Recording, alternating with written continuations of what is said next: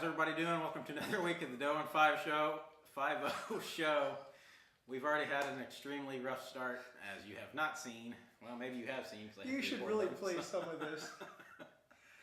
All that was on tape, wasn't it? Yeah, well, it was on video. Nobody uses tapes anymore, Joe. I probably would. Okay.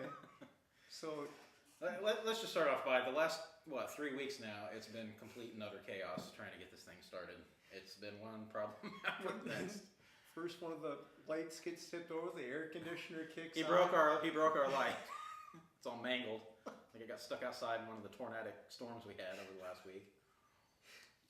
And there was the jelly bean catastrophe. We'll get to that later. All right, so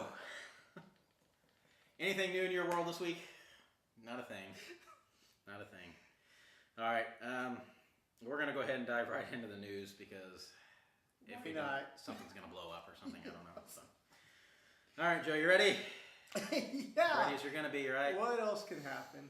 All right, news headline. Port Allen Catholic School principal resigns after his arrest at a strip club while on a school field trip. So the field trip was at the strip club?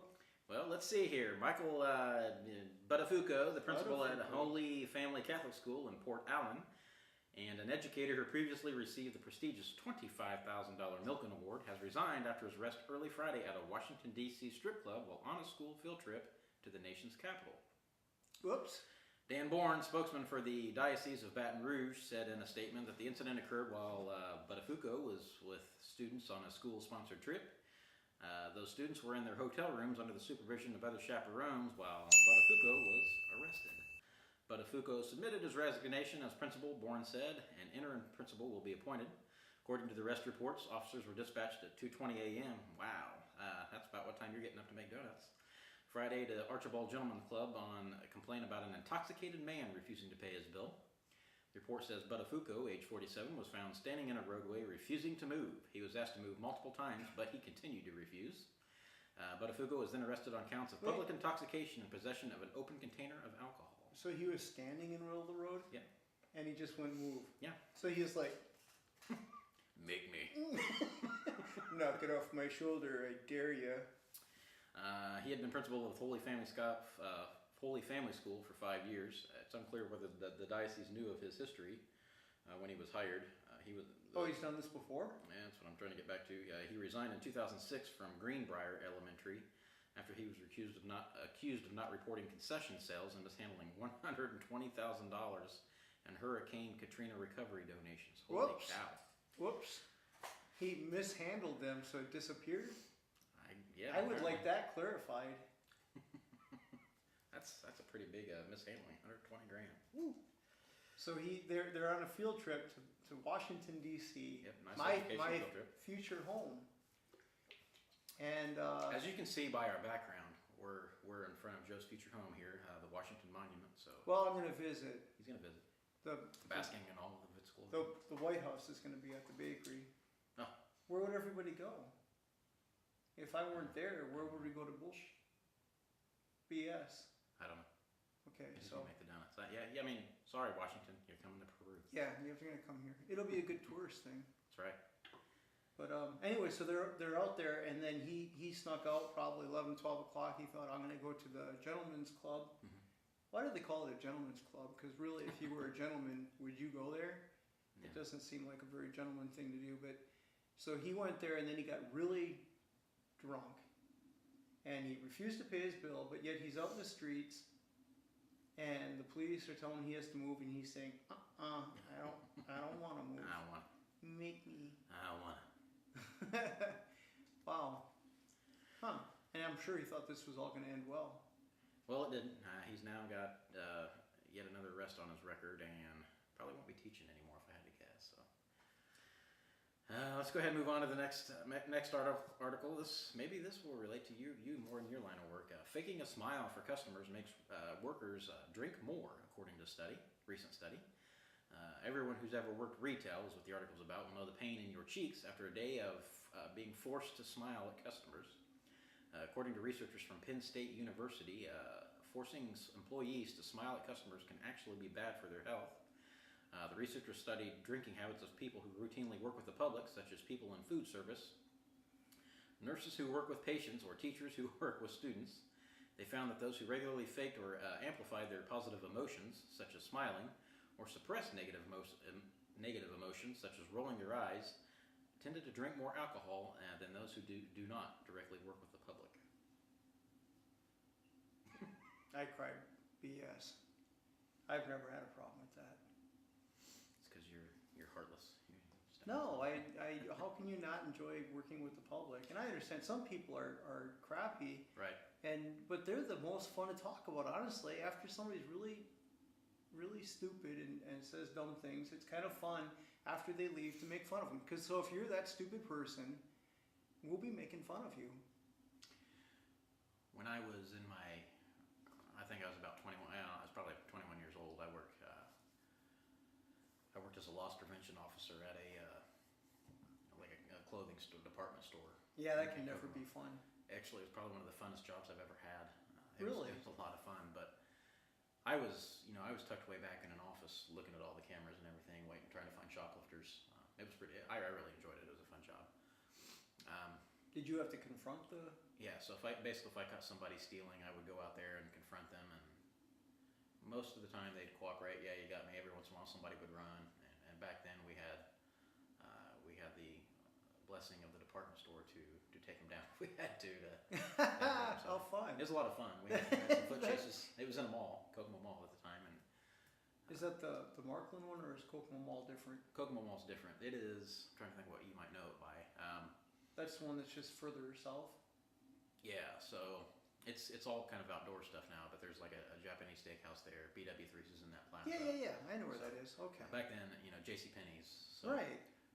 At one time, it was a very large mall. Now it's just outdoor. It's kind of like an outdoor type mall, I guess, because there's the inside's been closed off. But, oh, really? It was really pretty on the inside at one time. There was a big fountain or something nice. in there? Yeah, it was a really nice mall, and I worked there for about a year doing loss prevention. Okay. It was a pretty cool job, but anyway, a lot of the people I work with, I kind of do relate to that, because especially the older people that work there apparently didn't care for their life's choices and doing these fake smiles at people that were bitching and moaning and expecting this discount on top of that discount on top of that discount. So a lot of the people, especially the older people that would come in there, they could get kind of hateful, and if they weren't getting their way on certain things, and they like to go throw down after work. Some of those people. So. Okay. Well, I guess it's not fair to say that I ever, because people come in a bakery and they're buying donuts. Everybody's happy buying donuts. I really never have any problems. Yeah, that's so good. I guess it's not fair. All right, I understand. So yeah, I think there might be a little bit of truth to it. So they drink more. Police drink more too, don't they? I don't know.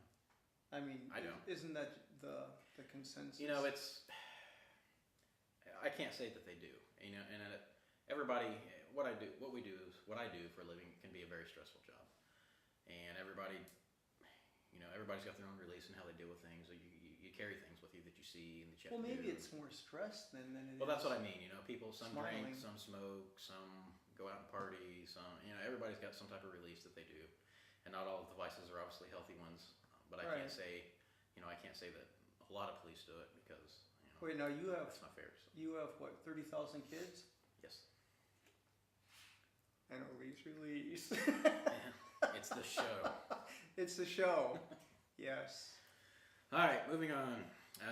Clayton police find shoplifting suspect drenched in Mountain Dew, hiding in the trunk of her car. That's going to take some splaining. Out of Clayton, North Carolina, hiding in the trunk, covered in Mountain Dew, and then taken into custody. Not her best day.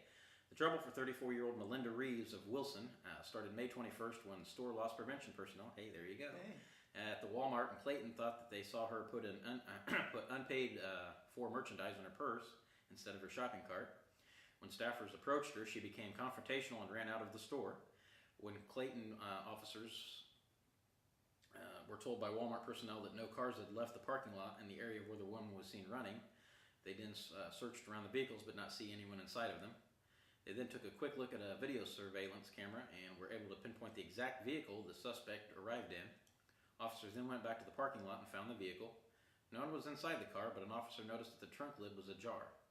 Officer then asked the person inside to come out, and the woman appeared drenched in sweat and dew. which she said she poured on herself to try and stay cool in the sweltering heat of the trunk. Okay, well, that makes sense. Officers found a bottle of wine, a package of laundry detergent, which she's going to need, and a small Little Mermaid's children toy totaling $16.83 that had been stolen. Reeves was charged with shoplifting, misdemeanor larceny, and formally trespassed from all Walmart properties. She was then taken to the Johnson County Jail and later released on a $2,500 secured bond.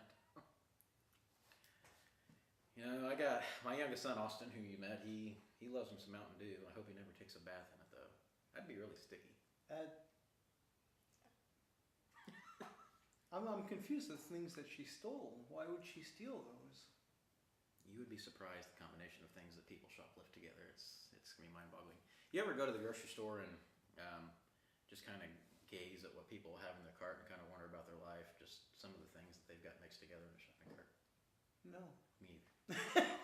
I never have. Seattle man. I'm going to now, because now I think that would be interesting. Just try sometime. I will. I think I will. You can build a life for them in your mind just by what they have in their shopping cart. That'd be fun. I'd do stories about them on Facebook. There you go. Maybe it could be a segment on the show one day. This week in. Wait, I could take pictures of it, and you could put that on the green screen, and then we could make up a whole scenario what might be going on in their lives. Yeah, that's really good idea. I like that. Okay, Seattle man builds fence around his car share vehicle at a duplex. We'll put the picture up there on the screen for you guys. There, Joe. There's his creation. All right, that's very nice. Out of Seattle, a Seattle man took an exception to a car share vehicle that was parked without permission at his duplex, so he built a fence around it. Some people I know might be able to relate to something like this with parking issues. Dan Smith told Cairo TV he doesn't know who parked the car-to-go Mercedes May 17th, but it wasn't one of his tenants. He contacted the Share Now company that operates Car2Go and gave them 2 hours to move the vehicle. A few hours after that, he decided to erect that barricade, preventing other customers from using it. He wants the company to pay $65 a day in storage fees, $300 for the fence, and up to $500 for harassment fees. In a written statement, Share Now suggested that that might amount to extortion. Spokesman Tim Krebs told the Associated Press on Thursday that the company is seeking help from the local police. We will not allow anyone acting with ulterior motives, including anyone attempting to extort our company by holding our property illegally to prevent us from providing transportation to the citizens of Seattle. This goes on for a little bit longer, but he's pretty upset about this, and he builds quite the makeshift fence there. That's a nice fence. That does not look like $300 worth of No, it looks like he went to the dumpster and found some That's stuff. what I'm thinking. Is that twine? Yeah. Some expensive twine. Yeah, that's... So I guess I'm a little confused. So somebody was parked in the duplex. He owned the duplex. And somebody was parked there that shouldn't have been parked there. Why didn't you just have it towed? I don't know. And there might be some type of law or ordinance in you know, that area. I don't know about which you can tow or not. Or maybe he's concerned because it's one of those cars where, I don't know how familiar, a lot of bigger cities have, I think they might even have them in Indianapolis where you can like lease a car right off the roadway, kind of like at you can swipe your car and lease the car for just a little bit and drive around. And they do the same thing with bicycles and stuff in bigger areas. This isn't, it's in Seattle? Yeah. Oh, wait. So there's no rules. So somebody's taken this car and parked it in this obviously very elusive parking spot, and he took offense to it. He took offense. A fence. If you want to call that a fence, I don't know that I would call that a fence. Did you do that on purpose? But I'll throw a drum roll in there later.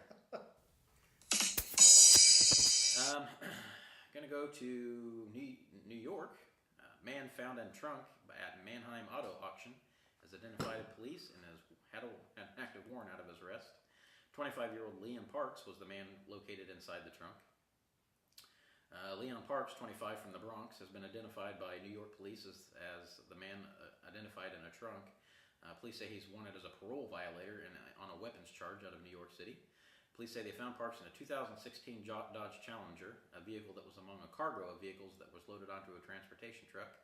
The loaded transportation truck came from the New York City area, police said, and arrived at Mannheim Auto Auction late in the morning hours of Thursday. All vehicles at the auction are inspected upon delivery as a normal part of the business. Scope of the inspection does include all vehicle compartments. When inspectors opened the trunk of the vehicle, the man later identified as Parks was inside. Parks was semi-responsive and given emergency medical attention. He was then transported by ambulance to a local hospital. Once he was discharged from the hospital, Parks was transported to the Northern Lancaster Regional Police Department for processing, police said. He was then identified at the department. Parks has been charged as a fugitive from justice and was later transported to the Lancaster County Prison to await extradition. Police said they are still investigating the circumstances that led Parks to being found, including the method and manner into which he got into the trunk. He has not been cooperative at all. Police say the date and times Parks left New York, where he left and vendors involving transporting the vehicle are currently being withheld in order to preserve the integrity of the investigation. So That's 2 people in trunks now. yeah. So this guy, he's not cooperating. Big surprise with the police, but he somehow gets into a car that ends up in an auction type place, and they're doing their inspections. And I mean, that kind of scared the crap out of you if you open the trunk and you see a guy just sitting right there. Yeah. And did he have Mountain Dew? They didn't say anything if he had any dew or not. It had to be hot for him too. You I would wonder think. maybe that's why he was at the hospital. Yeah, I'm sure he was being treated for dehydration, and it didn't even say how long he was in there. So because they're trying to preserve the integrity of the investigation. So I found this interesting. Everybody's cheap favorite store across the country, the Dollar Tree, is now going to start selling alcohol at 1,000 different locations across the United States. This is going to be top. That's right. $1 Patron shots are coming your way just any time. So. Wow. Approximately 1,000 Dollar Tree stores throughout the United States will start selling alcohol, the company announced Thursday. Dollar Tree said the move is part of its expansion plan following the acquisition of Family Dollar stores in 2015. The company said it plans to expand freezers and coolers in 400 of its Family Dollar stores. The bargain retailer said it will also start selling items that cost more than $1 as part of its test called Dollar Tree Plus. For more information, you can go to the Dollar Tree's website. Alcohol, $1 alcohol at the Dollar Tree. Well, but it's going to be Dollar Tree Plus. Can't every store in the nation be called Dollar Tree Plus? Well, I'm assuming it's going to be like, I'm trying to think of something. I've seen plus-size versions of stores before. Well, Kmart's gone now, but remember there would be like the big Kmart as opposed to normal Kmart. Did you ever see those? So I'm assuming it's just Well, going they to be said they're going to larger. offer things that are over Right. $1. So I'm assuming there'll be larger stores with. Right. I don't, maybe I don't know if they'll have the Dollar Tree side here and then the plus Well, side there. they have the Dollar Tree, Dollar General, Dollar. But I know one of them we went in because my wife has to buy a lot of her own supplies because she's a teacher, and whichever one we went into, they were over $1, and she was very upset. I said, it's $1 and a nickel. What are you mad about? But there are a lot of things over $1. So it's out there. They're gonna have things over $1. So I bet the alcohol's gonna be over $1. It's still going to be cheap. It's gonna be cheap. It's not gonna be. And people are still going to shoplift it. Yeah. I wonder, Dollar Tree have a lot of shoplifters? In our community, I don't know that I've ever been called. I'm sure that they do, but again, you have to take into consideration when somebody shoplifts, how much is it going to cost the taxpayers to prosecute somebody if they steal a $5 bottle of cheap booze? You know what I mean? Right. The cost is going to outweigh what it's going to cost, to prosecute this guy. Is it worth to spend $200, $300, $400 in court fees and lawyer fees and everything? It depends who you ask. If you ask our politicians. Yeah. It's well worth it. So, idiots. a lot of that stuff, you'll get a slap on the wrist or you'll time served in, your local county jail and you're out of there, so. Well, that's very good to know. But, anyway, that's kind of getting off the track is the Dollar Tree. It's going to sell alcohol. Yeah, I mean, they're going to sell alcohol, but, getting back to do they get a lot of shoplifters? I'm sure they probably do. I don't think since the one has arrived in our town that I've ever personally taken a shoplifting call there. I'm sure other guys probably have, but again, it would take a lot of items stolen from there, I think, to be worth their while to prosecute. Just because it would cost the company a lot of money and fees and stuff. So. Out of Memphis, Tennessee, a Tennessee man has been sentenced to 10 months in prison for urinating on a Kellogg's cereal conveyor belt at a local Memphis facility. U.S. Attorney's Office in Memphis say 49-year-old Gregory Stanton was sentenced Friday in federal court. Stanton had pleaded guilty in November to tampering with consumer products. An indictment says Stanton was a contract worker at the Kellogg's plant in April of 2014 when he recorded a video of himself urinating into a bucket and then dumping the content into the Raisin Bran product line. He also recorded himself urinating into a production line a month later. He then posted the videos of himself on the internet in 2016. Wow. So that was 2 years prior, or later. So people got that cereal. Yeah. Wow. So first of all, that's what you get for eating Raisin Bran. Yeah.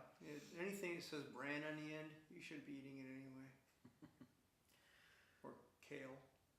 You know, and these articles, they just pretty much come to me as I'm surfing around the web every week, and they're always disgusting things. People urinating here and urinating there, and what's wrong with people? People like to pee, especially in Florida.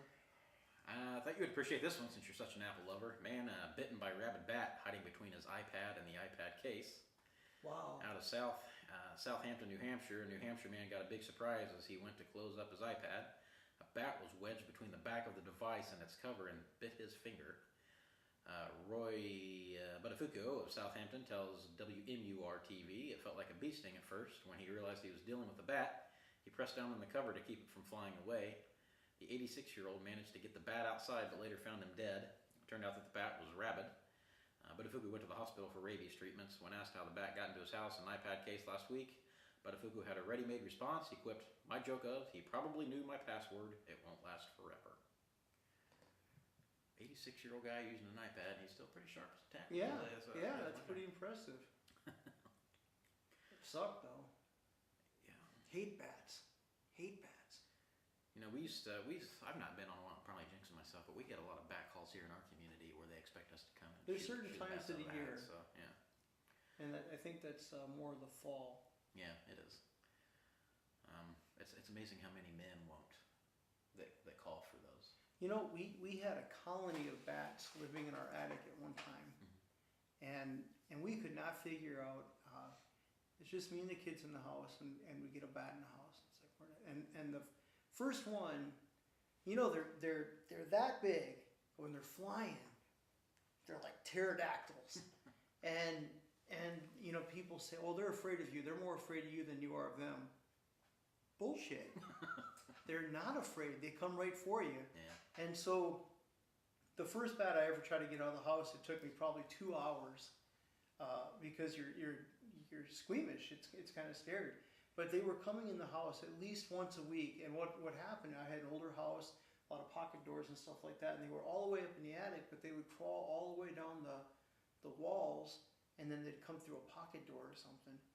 But by the end of it, I kept the badminton racket by the front door, and when they would come, they would fly the same thing. So as soon as I saw one come out, I got on my knees and I waited over there by the front door, and I'd wait for it to make a couple rounds, and as soon as I get there, I'd smash. And they'd say, "Well, you can't kill those." So I didn't. Liar. I asked him to leave, and he did. So that's what happened. Out of Krugerville, Texas, a Walmart card attendant got quite the scare while collecting cards from a parking lot in Texas. Northeast Police Department said a large rat snake had worked its way into a group of carts that had been sitting in a return area Saturday. A loud scream across the parking lot at Walmart drew the attention of an NEPD officer who was patrolling the area. There's the picture of it. That would pretty much scare the crap out of you. That would have been me screaming. An officer patrolling the area enlisted help from the snake charmer, identified as John Heckerman, to relocate the snake. Heckerman was only bit one time in the process, according to the police department. Oh, that's it. According to the National Wildlife Federation, rat snakes are a large non-venomous snake that lives in fields and woodlands across several states, including Connecticut, South Carolina, Kansas, and Oklahoma. Recent heavy rains are forcing a lot of snakes out of their natural habitats, and this goes to show they can turn up just about anywhere at any time. Yeah. So you go to pull out your card out of the corral, and that There's a big slithery thing's Ugh. wrapped up in there.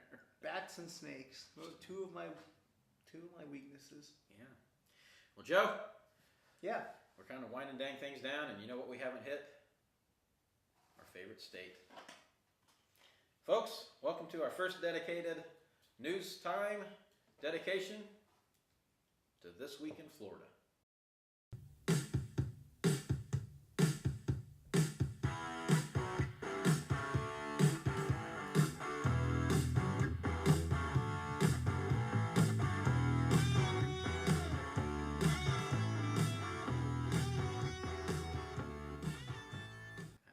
What are we doing in Florida? Sunny Florida. Love Florida. Florida woman attacks Burger King manager after being denied free French fries. Out of Miami, Florida woman was arrested for attacking the manager of a Burger King after she was denied free French fries.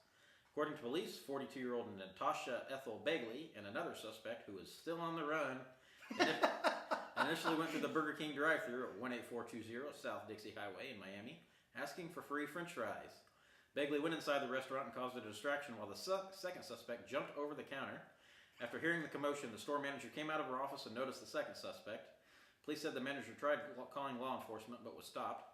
Both Begley and the second suspect began to hit and kick the manager. They then left the restaurant in a black SUV. So obviously she was captured, but her buddy is still on the lam. All that for some free French fries. She didn't even go for the Whopper. Okay, so there's a fugitive on the run for some free French fries. I would have went for something bigger. I don't know. Florida. It's Florida, yeah. We have more Florida? Story number 2. 2. Out of the Sunshine State. Teacher writes, WTF is this on a student's homework assignment in Florida. For those of you that don't know what WTF, it stands for what the heck? Yeah. What the heck? That's what I would have went with. Out of Bay County, Florida, Rutherford High School teacher may have to face consequences after writing a slang term for a curse word on the top of a student's homework assignment. Melinda Smith said she was shocked when her son handed his science homework to her, and WTF is this, absolutely no credit, was written across the top in big red ink. It wasn't anything about getting the credit, it was more so the language about what they were writing to the student. That was very inappropriate and not acceptable for a teacher whatsoever, said Smith. She's calling for the teacher to be accountable for her actions. I think for sure she needs to be reprimanded. I believe that something should be placed into her file. The teacher in question does not want to respond publicly to the situation. Rutherford Principal Coy Pilson said they are taking necessary steps to deal with the incident, but he does not want to release the teacher's name at this time. Once we are notified, I noticed district officials and our HR department has been involved, and they're currently investigating the situation. He said a spokesperson with the teacher regarding appropriate classroom conduct. She was apologetic and she said it was a mistake on her part. He says teachers at the school are caring and loving, but they're also human. We all make mistakes, but we understand that we are called to a high professional standard. When we make mistakes, we try to correct those mistakes and move forward. School's officials have not said if any action will be taken against the teacher. So I'll go ahead and put the picture up there. WTF is this? Absolutely no credit. So I'm sure some of our teacher friends might be able to relate to the frustration of some of the garbage that it's the end of the school year. They're probably so fed up that whatever that kid wrote on that paper was ridiculous, and that's why they gave no credit for it. And she just put, what the heck? I don't see what the big deal is. And I think the mom should have been a little more concerned about the kid's homework and the fact that he didn't do anything. You know, when I read this article initially, when I saw it, have you seen the movie Billy Madison? Yeah. So that's exactly where my brain went. It's an old movie now at this point, and it's an old Adam Sandler movie. But basically, he's a 30-something-year-old man-child that his dad pays his way to go from kindergarten through high school graduation in a couple weeks or something. Yeah, something like that. Ridiculous. It's real fast, and he has to, at the very end of the movie, he's in this educational decathlon or something. Oh like that, yeah. And I remember that. That guy goes on the spill. Everything you said made absolutely no sense. We were all dumber for having listening to you, and may God have mercy on your soul. That was the best part of the whole movie. I love that part. Okay. So that's kind of where I thought when I saw that. I thought that was pretty funny. So she should have put that on the paper. She should have quoted that verbatim on the top of his paper. That would have been awesome. Yeah. So, all right. So I'm going to go ahead and leave Florida here because we can't see. I can't take the shades and I can't see. No, it seems really bright. That's the news this week, Joe. We're going to do one more special segment for you. We're going to try something new this week. It's going to be, this week we're going to do, it's an old challenge to most people. It's new to Joe and I. It's going to be the Jelly Belly Beanboozled Challenge. I'm not even a little bit looking forward to this. I don't necessarily think we'll go through the whole box, Joe, because there's a whole lot of these things in here. We're just going to do one today, aren't we? Maybe one or two at most today. We'll just throw this in every once in a while. Why don't we just do one? Let's just do one. So Joe approached me a couple weeks ago about doing, it's been longer than that now, but when we were doing the donut challenge videos last year, and almost got to the point for Joe where I wonder what I can get Lee to eat today. And he never found anything that I wouldn't put in my mouth. And This is getting dangerously close. For those of you that aren't familiar with this Beanboozled thing, they have, I don't know if you can see it in here. I'm trying not to spill these. You can see it's a large tray full of Again, full of these things.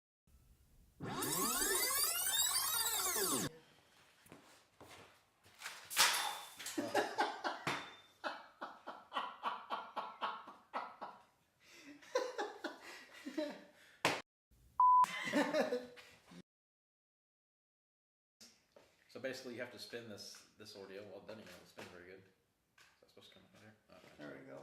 That still doesn't work very good, does it? Maybe it goes like this. Oh, that's just garbage. It really doesn't matter. So anyway, we'll just grab them out of there. Yeah. We'll tell you what it could be. So basically, there's 2 flavors for each colored jelly bean.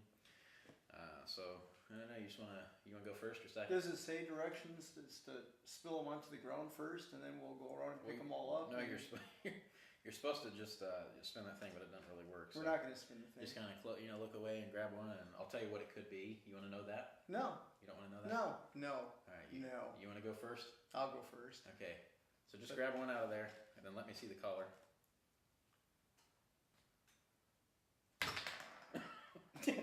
I wanted to put it on the floor. All right, so now That could be a whole plethora of things. Good luck, my friend. I'm a little concerned now. I've never seen the flavors. I have no idea what these could be. So you can't see me crying. I'm putting my shades back on. Shh. I've drank my coffee. All right. I'm not excited.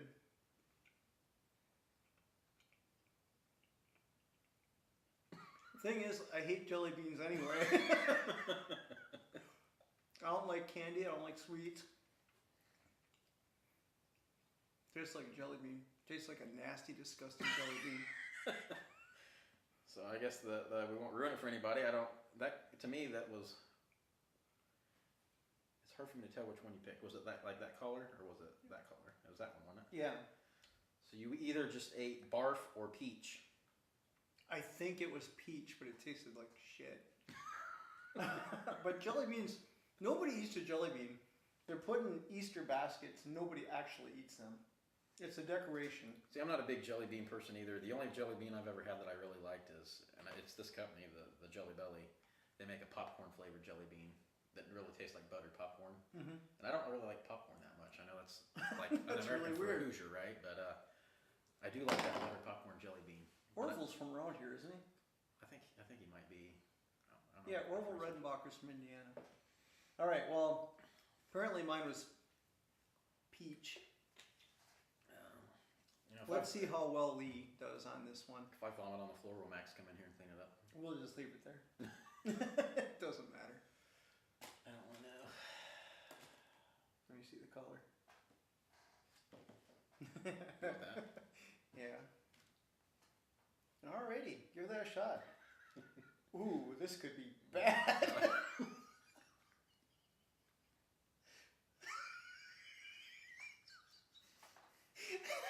That's so not good. I know which one he got. I can't follow it. I can't do it.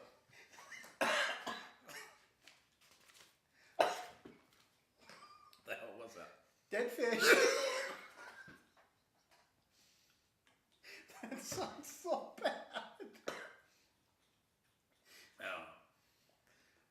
And with that challenge is over. I'm not sure I want to play again. That was awful. All right. That was great. I knew I'd be the one to get screwed.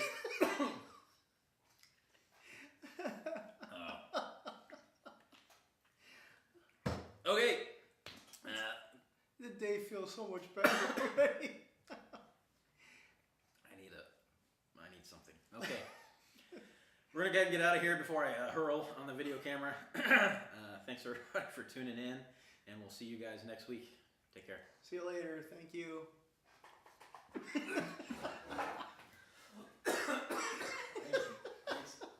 Need some gum or something.